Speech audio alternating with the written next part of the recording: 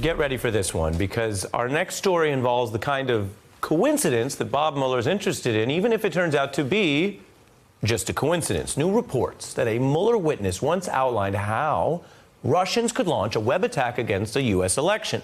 And a cyber expert, Joel Zamel, outlined this exact meddling scenario in 2015, according to the Daily Beast.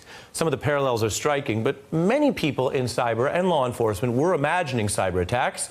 Here's one you might recognize. The FBI director in 2013 imagining a cyber attack that could be worse than conventional terrorism. Cyber criminals have become increasingly adept at exploiting weaknesses in our computer networks. I believe that the cyber threat may well eclipse the terrorist threat in years to come. So while Zamel was not alone in talking up foreign cyber threats, he did more than that. He also met with Donald Trump Jr. and top Trump aide Rick Gates, who would later be indicted, pitching a cyber effort that included creating thousands of fake social media accounts in order to support Trump and disparage his opponents. Now, that may start to look like more than a coincidence, but let's be clear. Gates and Trump Jr. rejected a proposal for those services, according to the New York Times.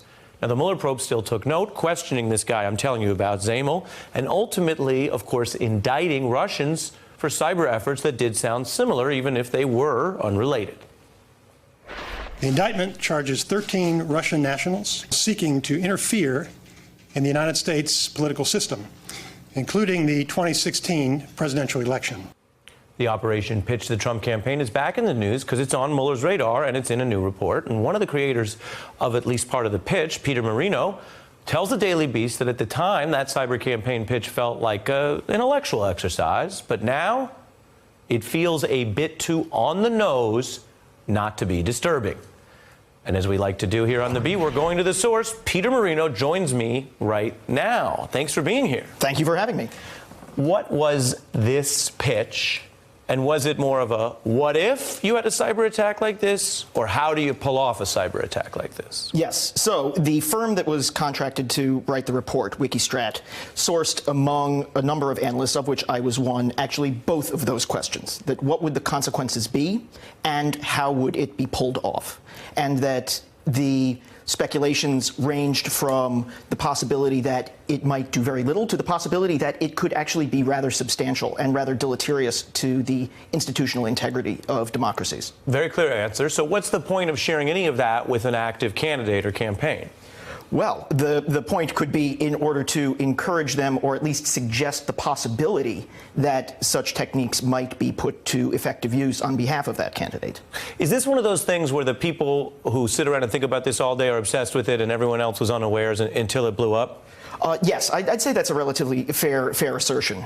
You know, the possibilities that were imagined by this report were really not front and center in the American political discourse. Right. So we sort of have a potential intellectual bias of being like, oh, this happened, now we're thinking about it. It's fascinating to talk to people like you who are in it. You can go back 9 years, and I'm going to play now Bob Mueller also talking the way you guys talk when you study this stuff because you're thinking about it. He was concerned about these type of attacks. Take a look at Mueller. The counterintelligence threat to the United States continues to persist, as we saw with the recent arrest of a network of Russian spies. Foreign adversaries, however, do not rely exclusively on such traditional agent networks.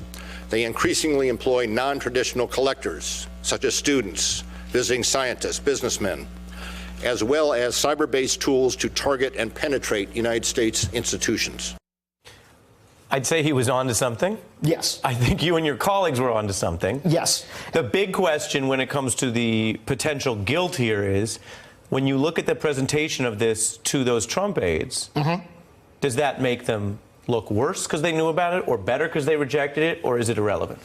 I'd say with respect to them, it is more or less irrelevant. The fact is that people in their position up until 2015 were not as intimately involved in the kind of discourse that then Director Mueller was discussing. You're nicely saying it might have gone over their heads.